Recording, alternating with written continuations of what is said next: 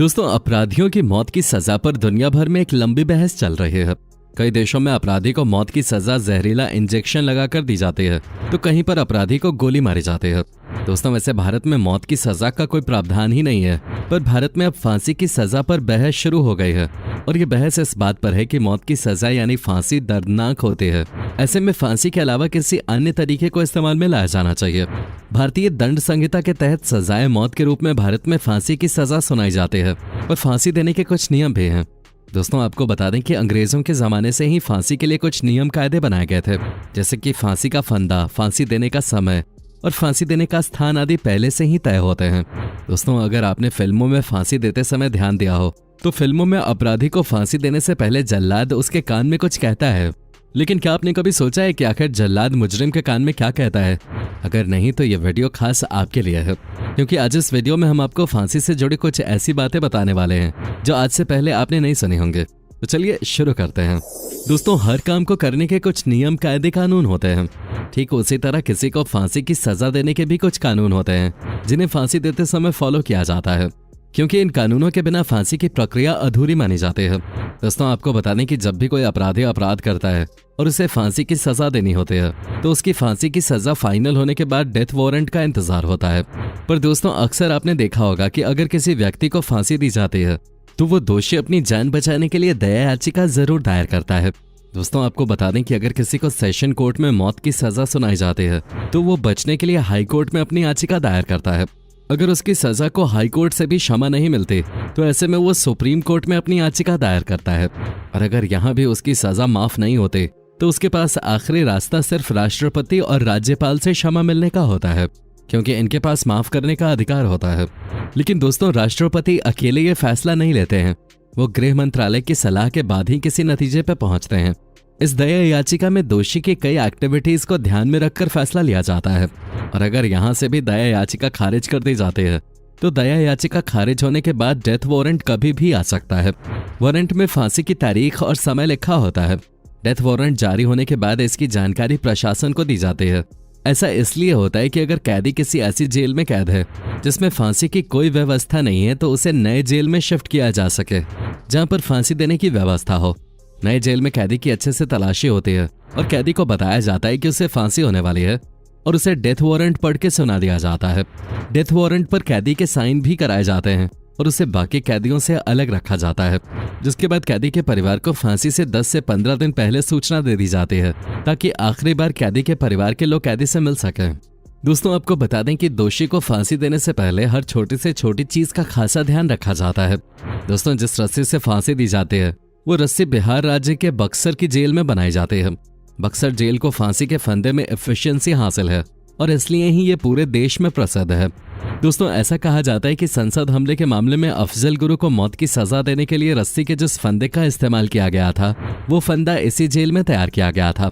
दोस्तों, आपको जानकर हैरानी होगी कि पूरे देश में फांसी देने के लिए रस्सी केवल बिहार के बक्सर सेंट्रल जेल में ही तैयार की जाती है। फांसी के लिए मनीला रस्सी का इस्तेमाल किया जाता है। बक्सर से पहले फांसी की रस्सी फिलीपींस की राजधानी मनीला में बनाए जाते थे, इसलिए इसका नाम मनीला रस्सी रखा गया है। दोस्तों, बक्सर जेल में फांसी के फंदे तैयार करने के लिए खास किस्म के धागों का इस्तेमाल किया जाता है, और इसे बनाने में जिन कैदियों को लगाया जाता है उनकी निगरानी कुछ अनुभवी लोगों द्वारा की जाती है। दोस्तों, बक्सर जेल में लंबे समय से फांसी के फंदे बनाए जा रहे हैं। एक फांसी का फंदा तैयार करने के लिए 20 फीट लंबी रस्सी बनाई जाती है, और एक फांसी का फंदा 7200 कच्चे धागों से बनता है।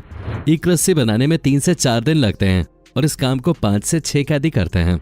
दोस्तों, इस रस्सी को इतना मजबूत बनाया जाता है कि इसकी क्षमता 150 किलोग्राम वजन उठाने की होती है। दोस्तों, वैसे तो ऐसा कोई नियम नहीं है कि अगर किसी व्यक्ति के खिलाफ फांसी की सजा का ऐलान हो और बाद में उस फांसी को टालना पड़े, और न ही भारतीय कानून व्यवस्था के सामने कभी कोई ऐसा मामला सामने आया हो। लेकिन दोस्तों, सुप्रीम कोर्ट के आदेश पर उस इंसान को फांसी के फंदे पर नहीं लटकाया जा सकता जो किसी लाइलाज बीमारी से पीड़ित हो या जिसका इलाज ताउम्र चलता है। और दूसरा नियम जो कि भारत के संविधान में लिखा गया है कि कभी भी किसी गर्भवती महिला को फांसी पर लटकाने की सजा नहीं दी जा सकती है, क्योंकि किसी भी अपराधी महिला की सजा उसके बच्चे को नहीं दी जा सकती। दोस्तों, अब तीसरे और सबसे मेन रूल की बात करें तो अगर कोई व्यक्ति मानसिक रूप से बीमार और अस्वस्थ है तो ऐसे में उसे भी फांसी नहीं दी जा सकती। ऐसे में पहले मेडिकल टेस्ट कराया जाता है। अगर उनके मेडिकल रिपोर्ट में इस बात की पुष्टि हो गई है कि अपराधी की दिमागी हालत ठीक नहीं है तो उसे मौत की सजा नहीं सुनाई जा सकती है। इसके अलावा किसी भी नाबालिग अपराधी को भी फांसी की सजा नहीं दी जा सकती है और न ही उसे जेल में रखा जा सकता है। उसे जेल की जगह सुधार गृह में रखा जाता है। उसके बालिग होने के बाद उस अपराध की सजा उसे नहीं दी जा सकती जो अपराध उसने नाबालिग होने के दौरान किया था। दोस्तों, साल 2012 में हुए निर्भया कांड को 6 दोषियों ने बड़ी ही क्रूरता से किया था, जिसमें से 4 दोषियों को फांसी की सजा दे दी गई थी और एक दोषी जो कि नाबालिग था उसे बाल सुधार गृह में रखा गया था और एक दोषी ने जेल में ही आत्महत्या कर लिए थे। दोस्तों, अगर 21वीं सदी में दी गई फांसी की सजा की बात करें तो 21वीं सदी में सबसे पहले धनंजय चैटर्जी को 14 अगस्त 2004 को फांसी के फंदे पर लटकाया गया था। उसने साल 1990 में 15 साल की बच्ची हेतल पारेख का रेप करके उसे बेरहमी से मार दिया था। दोस्तों, ऐसे लोगों को तो समाज में जीने का हक ही नहीं देना चाहिए। इसके अलावा अजमल कसाब, अफजल गुरु और याकूब मेमन जैसे आतंकियों को भी फांसी दी जा चुकी है। दोस्तों, फांसी देने वाले दिन कैदी को सबसे पहले नहलाया जाता है और उसे नए कपड़े पहनाए जाते हैं। सुबह सुबह जेल सुपरिटेंडेंट की निगरानी में गार्ड दोषी को उस जगह पर ले जाता है जहां पर दोषी को फांसी की सजा देनी होती है। जिस समय दोषी को फांसी की सजा दी जाती है उस वक्त जल्लाद के अलावा फांसी वाली जगह पर 3 अधिकारी मौजूद रहते हैं, जिसमें जेल सुपरिटेंडेंट, मेडिकल ऑफिसर और मैजिस्ट्रेट होते हैं। सुपरिटेंडेंट फांसी से पहले मैजिस्ट्रेट को बताते हैं कि मैंने कैदी की पहचान कर ली है और उसे डेथ वारंट पढ़ के सुना दिया है और वारंट पर कैदी के साइन भी हो चुके हैं। दोस्तों, इसके बाद का काम जल्लाद का होता है। जल्लाद कैदी के मुंह पे कपड़ा डालता है और गले में रस्सी का फंदा डालता है और फांसी से पहले जल्लाद कैदी के पास जाता है और उसके कान में कहता है कि मुझे माफ कर देना, मैं तो एक सरकारी कर्मचारी हूँ।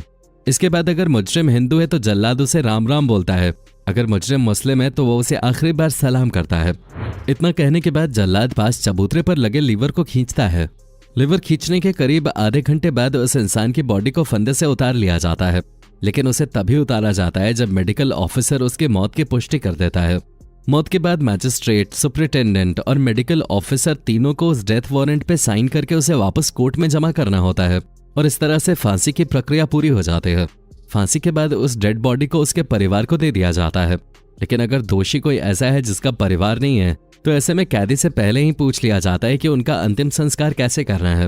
दोस्तों, आपको बता दें कि जल्लाद की नौकरी बहुत ही हिम्मत वाली होती है। मीडिया रिपोर्ट्स के मुताबिक भारत में इस समय केवल 2 ही रजिस्टर्ड जल्लाद हैं जो सालों से ये काम कर रहे हैं। पहला उत्तर प्रदेश का पवन कुमार और दूसरा बंगाल का बाबू अहमद है, जिसके नाम पर 25 लोगों को फांसी देने का रिकॉर्ड दर्ज है। दोस्तों, न्यायाधीश PN भगवती ने फांसी की सजा पर एक ग्राफ बनाया जिसमें फांसी की सजा और जिसे फांसी दी जा रही है उसके हालात के बारे में बताया। PN भगवती ने लिखा कि फांसी की सजा दिए जाने से एक दिन पहले कैदी डरावने पलों से गुजरता है। उस दिन उसका वजन लिया जाता है, उसकी लंबाई नापी जाती है, यहाँ तक कि शरीर से लेकर गर्दन तक का नाप लिया जाता है। दोस्तों, फांसी की सजा को देखते हुए अब कोई ऑल्टरनेटिव सजा देने की बात तो चल रही है, लेकिन ये भी कहा जा रहा है कि आज भी मौत की सजा के लिए सबसे आसान, दर्द रहित और तेजी से सजा देने का आसान तरीका फांसी ही है। वैसे दोस्तों, हमारे देश में क्राइम भी बढ़ते जा रहे हैं, इसलिए ऐसी सजाओं को बढ़ावा देना और जरूरी है। दोस्तों, जो अपराधी घिनौने काम करते हैं, आतंकी गतिविधियां करते हैं, उनके लिए सजा का क्या प्रावधान होना चाहिए हमें कमेंट करके जरूर बताएं।